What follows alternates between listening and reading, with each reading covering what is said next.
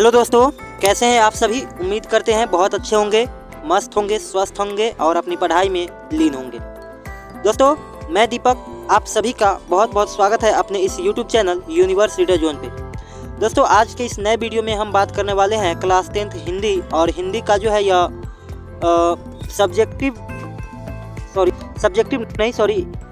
Objective का जो है यह वीडियो होने वाला है। और ऑब्जेक्टिव का जो है यह व्याकरण और बुक्स दोनों से देखने को मिलेंगे।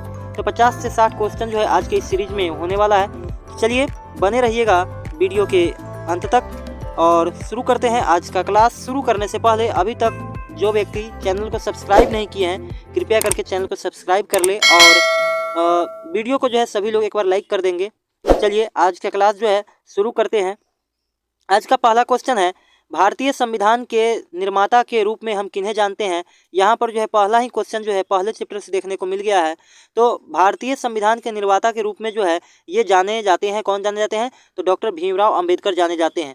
दोस्तों, पार्ट 1 का या चैप्टर 1 का जो है हिंदी का जो है कंप्लीट वीडियो मैंने पहले ही बना रखा है और ये जो है हमारे चैनल पर आपको देखने को मिल जाएंगे, ठीक है ना। तो वहाँ से आप देख सकते हैं या फिर इसका जो है डिस्क्रिप्शन में जो है लिंक है, वहाँ से भी देख सकते हैं। तो चलिए अगले क्वेश्चन की ओर चलते हैं। क्वेश्चन नंबर 2 है। 2 नंबर क्वेश्चन कह रहा है, मदन के साथ किस खेल में कासू जो है मदन के साथ किस खेल में शरीक होना चाहता था। यानी मदन के साथ जो है कासू कौन सा खेल खेलना चाहता था। तो लट्टू वाली खेल, जो लट्टू जो नचा रहा था मदन, वही जो है कासू भी नचाना चाहता था। इसके साथ जो है लट्टू वाली खेल खेलना चाहता था। अगला क्वेश्चन है क्वेश्चन नंबर 3, वारेन हेस्टिंग जो है कौन था। तो वारेन हेस्टिंग जो है यह भारत का गवर्नर जनरल कौन था, भारत का गवर्नर जनरल था।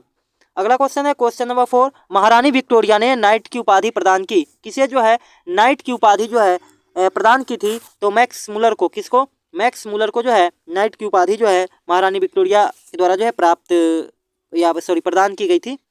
अगले क्वेश्चन की ओर चलते हैं। क्वेश्चन नंबर 5 है, कह रहा है सर विलियम जोन्स ने भारत की यात्रा कब की। तो सर विलियम जोन्स जो है यह भारत की यात्रा करते हैं 1783 में करते हैं। कब करते हैं, 1783 में। अगला क्वेश्चन है क्वेश्चन नंबर 6, हजारी प्रसाद द्विवेदी ने साहित्य की किस विद्या में लेखन। हजारी प्रसाद द्विवेदी ने साहित्य के किस विद्या में लेखन नहीं है।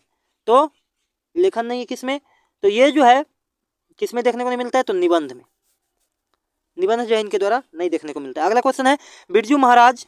क्वेश्चन नंबर 7 है, बिरजू महाराज किस नृत्य कला के पर्याय हैं। तो यह जो है कौन से नृत्य कला के जो है पर्याय हैं, या कौन से नाटक नाटक बोल रहे हैं, नृत्य कला जो है पंडित बिरजू महाराज से संबंधित है। तो इसका जो सही आंसर हो जाएगा वो हो जाएगा भारतनाट्यम। कौन से, भारतनाट्यम। ऑप्शन नंबर ए सही हो जाएगा। चलते हैं अगले क्वेश्चन की ओर। Question number 8। क्वेश्चन नंबर 8 है कि गांधी जी जो है बढ़िया शिक्षा किसे कहते हैं। तो गांधी जी के द्वारा जो है बढ़िया शिक्षा जो है वो अहिंसक प्रतिरोध को कहा गया है, और अहिंसक प्रतिरोध को, ठीक है ना। ऑप्शन नंबर ए सही हो जाएगा। अगले क्वेश्चन की ओर चलते हैं। क्वेश्चन नंबर 9 है। 9 नंबर क्वेश्चन कह रहा है,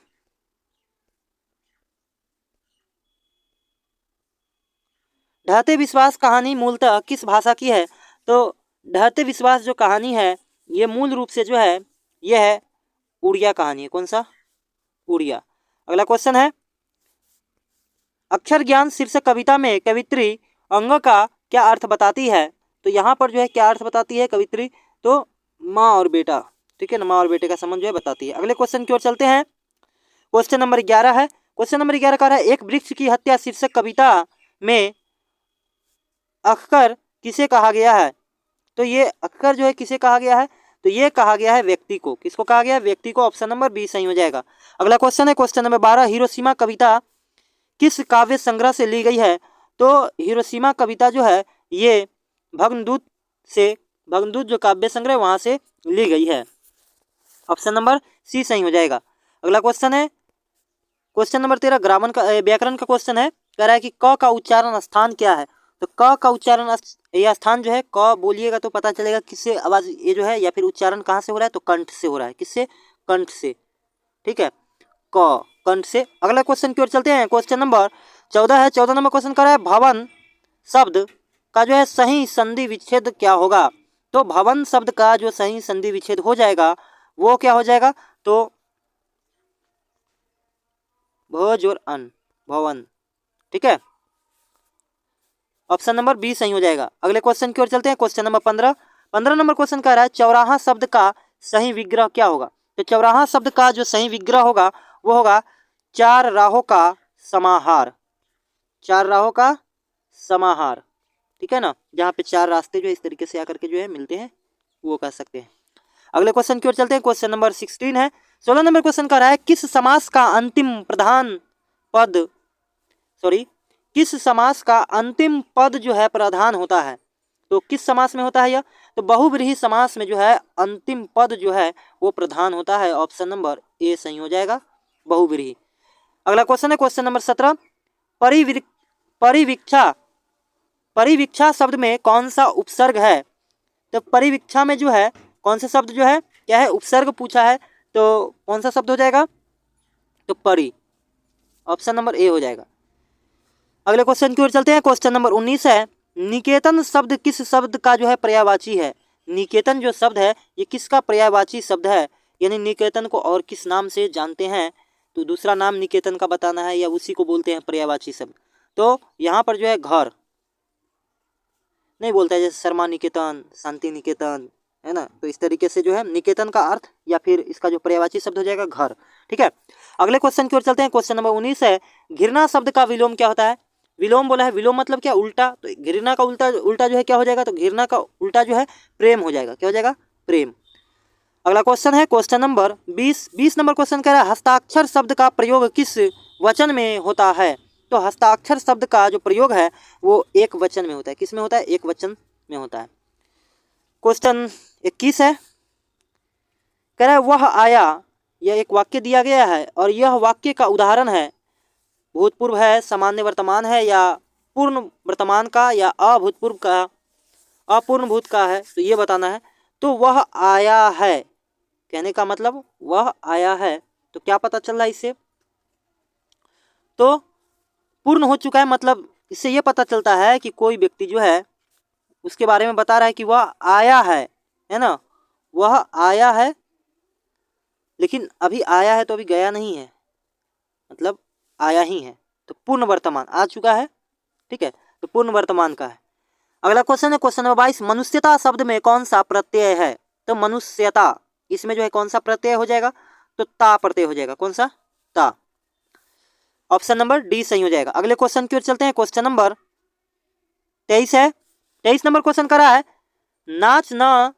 नाच न जाने आंगन टेढ़ा, एक प्रसिद्ध जो है ये क्या है, तो ये जो एक प्रसिद्ध है क्या है, तो ये जो है लोकोक्ति है।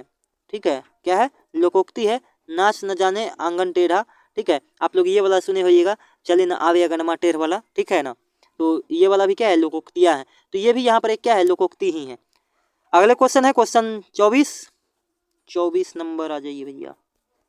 हाँ, 24 नंबर क्वेश्चन करा इतिहास शब्द का जो है विशेषण है। तो इतिहास का विशेषण है, तो इतिहास मतलब ये जो इतिहास जो है इसका विशेषण मतलब क्या, विशेषण होता है कि किसी चीज़ों का क्या करता है, विशेषता बतलाता है। तो यहाँ पर जो है क्या हो जाता है, ऐतिहासिक हो जाएगा। इतिहास शब्द का जो है विशेषण क्या हो जाएगा, ऐतिहासिक हो जाएगा। ऑप्शन नंबर डी सही हो जाएगा। अगला क्वेश्चन है क्वेश्चन नंबर 25, कह रहा है मोती शब्द कौन सा, मोती जो शब्द है ये कौन से लिंग का शब्द है, स्त्रीलिंग है, पुल्लिंग है, या उभयलिंग है। तो मोती जो शब्द है ये है पुल्लिंग शब्द है। कैसा शब्द है, तो मोती एक पुल्लिंग शब्द है। ऑप्शन नंबर ए सही हो जाएगा। क्वेश्चन नंबर 26 है। 26 नंबर क्वेश्चन कह रहा है लड़के पतंग उड़ा रहे थे, यह किस प्रकार का वाक्य है। तो यहाँ पर किस प्रकार का ये वाक्य हो जाएगा, तो देखिए संयुक्त वाक्य, सरल वाक्य, या मिश्र वाक्य। तो लड़के पतंग उड़ा रहे थे, तो यहाँ पर जो है सीधा सीधा इसका आंसर क्या हो जाएगा, सरल वाक्य। अगला क्वेश्चन है क्वेश्चन नंबर 27, सर्वनाम के कितने भेद हैं। तो सर्वनाम के कितने भेद होते हैं, तो सर्वनाम के जो है कितने, 4। अगले क्वेश्चन की ओर चलते हैं। क्वेश्चन नंबर 28 है। 28 नंबर क्वेश्चन कह रहा है मंगम्मा क्या बेचती थी। दूध, दही, घी, मक्खन क्या बेचती थी। तो मंगम्मा जो है क्या बेचा करती थी, तो ये दही बेचती थी। ठीक है ना, दही। अगला क्वेश्चन है 29 नंबर, लौट कर आऊंगा फिर पाठ किस विद्या की है। मतलब ये क्या है, निबंध है कि कविता है कि कहानी है या फिर साक्षात्कार है, क्या है ये बताना है। तो लौट कर आऊँगा फिर ये जो है एक प्रकार का क्या है, तो ये जो है एक प्रकार का कहानी है। ऑप्शन नंबर क्या हो जाएगा, ऑप्शन नंबर सी सही हो जाएगा, कहानी। अगले क्वेश्चन की ओर चलते हैं। क्वेश्चन नंबर 30 है। 30 नंबर क्वेश्चन कह रहा है कुंवर नारायण कवि हैं, तो कुंवर नारायण कवि जो है तो कैसे कवि है ये, ग्राम संवेदना के, नगर संवेदना के, नदी संवेदना के या वन संवेदना के, तो ये जो है ग्राम संवेदना के कवि है। ऑप्शन नंबर ए सही हो जाएगा। अगले क्वेश्चन की ओर चलते हैं। क्वेश्चन नंबर 31 है। रेनन मारिया रिल्के के अनुसार ईश्वर को सर्वशक्तिमान के रूप में किसने प्रतिष्ठित किया, मनुष्य ने, सृष्टि ने, या कवि ने, या फिर ईश्वर ने, तो ये जो है किसके द्वारा किया गया, मनुष्यों के द्वारा ही किया गया है। ऑप्शन नंबर ए सही हो जाएगा।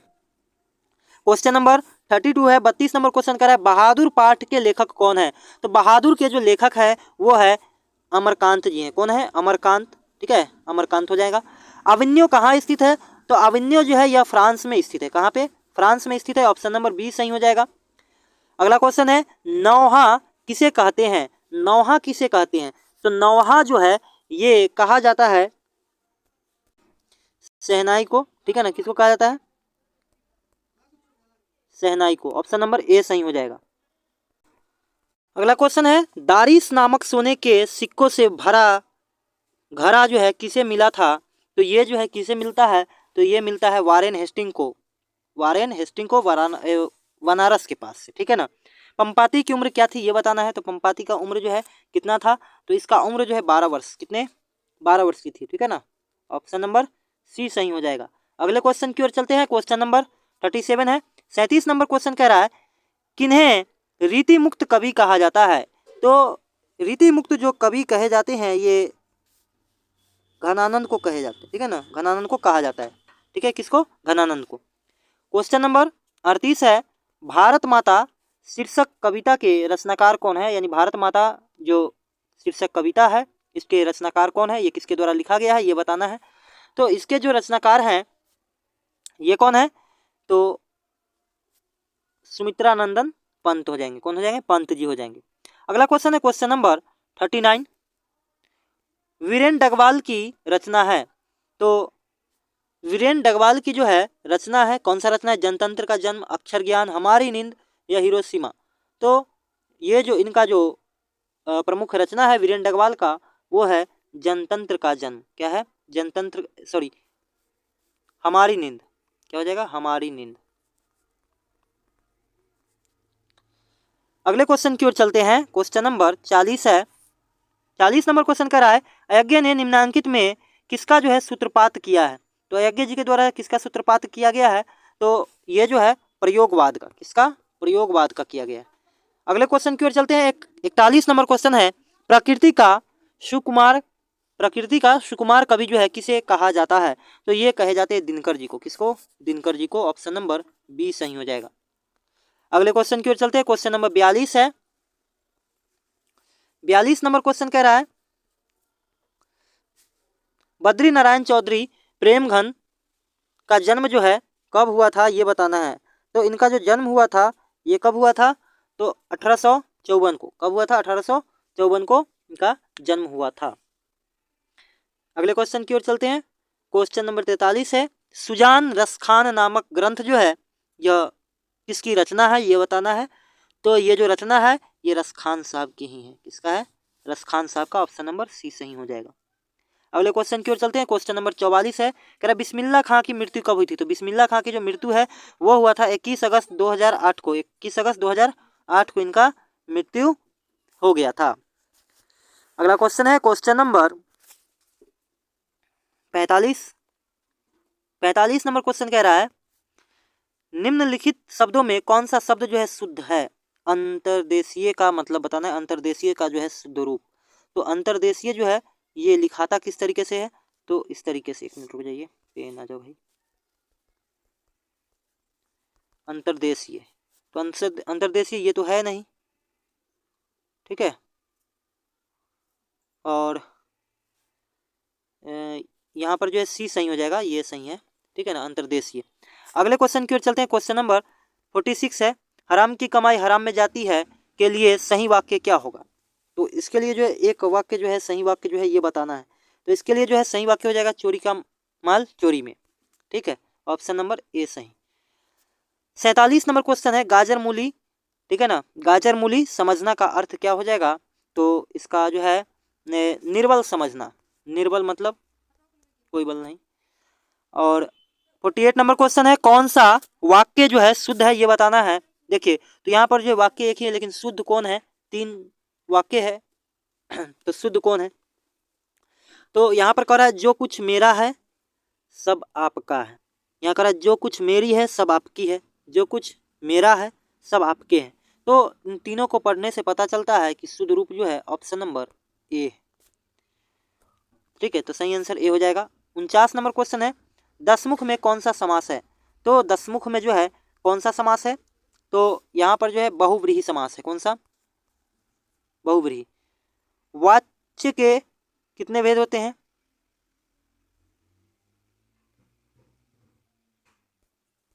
अच्छा देखिए यहाँ पर ये जो है मिस टाइपिंग है, वाच्य नहीं होगा। हम भी कंफ्यूज हो गए थे भाई वाच्य क्या होता है। ठीक है ना, तो वाच्य नहीं होगा, वाक्य होगा। ठीक है ना, क्या होगा, वाक्य होगा। तो वाक्य के कितने 3 भेद होते हैं। ठीक है ना। अगला क्वेश्चन है क्वेश्चन नंबर 51 बिरजू महाराज के शिष्य कौन थे, शिष्या कौन थी ये बताना है। तो बिरजू महाराज के जो शिष्या है ये थी कपिला। कौन, कपिला जी। अगला क्वेश्चन है क्वेश्चन नंबर 52 है मदन के पिता का क्या नाम था। तो मदन के पिता का नाम था, क्या नाम था, तो गिरधर लाल। क्या नाम था, गिरधर लाल। खोखा का दूसरा क्या नाम, खोखा का जो है दूसरा नाम क्या था। तो खोखा का दूसरा नाम था कासू। क्या नाम था, कासू। अगला क्वेश्चन है दारिस किसको कहा जाता है। दारिस किसको कहा जाता है। तो दारिस जो है सोने के सिक्के को कहा जाता है। किसको कहा जाता है, सोने के सिक्के को जो है दारिस कहते हैं। ऑप्शन नंबर डी हो जाएगा सही ना। अगला क्वेश्चन है क्वेश्चन नंबर 55 भारत कहाँ बसता है, यानी भारत माता जो है कहाँ बसती हैं ये बताना है। तो ये जो है गाँव में बसती है। कहाँ पे, गाँव में। ऑप्शन नंबर डी सही हो जाएगा। क वर्णन का जो है वर्ण का उच्चारण स्थान बताना है। तो क बोलने से क्या पता चलता है, क का उच्चारण स्थान कंठ। अगले क्वेश्चन की ओर चलते हैं। 57 नंबर क्वेश्चन है सुक्ति का संधि विच्छेद क्या होगा। तो सुक्ति का जो संधि विच्छेद होगा वो क्या हो जाएगा। तो इसका जो सही जो संधि विच्छेद होगा सजोर उक्ति। ऑप्शन नंबर ए सही हो जाएगा। ठीक है, अगले क्वेश्चन की ओर चलते हैं। क्वेश्चन नंबर 58 है। 58 नंबर क्वेश्चन कह रहा है कि हाथ मलना मुहावरे का अर्थ क्या होता है। तो हाथ मलना मतलब सीधा सीधा मतलब होता है क्या, पछताना। तो ऑप्शन नंबर यहाँ पर डी सही हो जाएगा, पछताना। क्वेश्चन नंबर 59 है, सॉरी 59 है।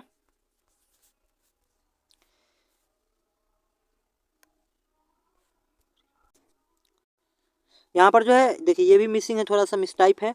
यहाँ जो है हरिरास होना चाहिए। क्या होना चाहिए, हरिरास।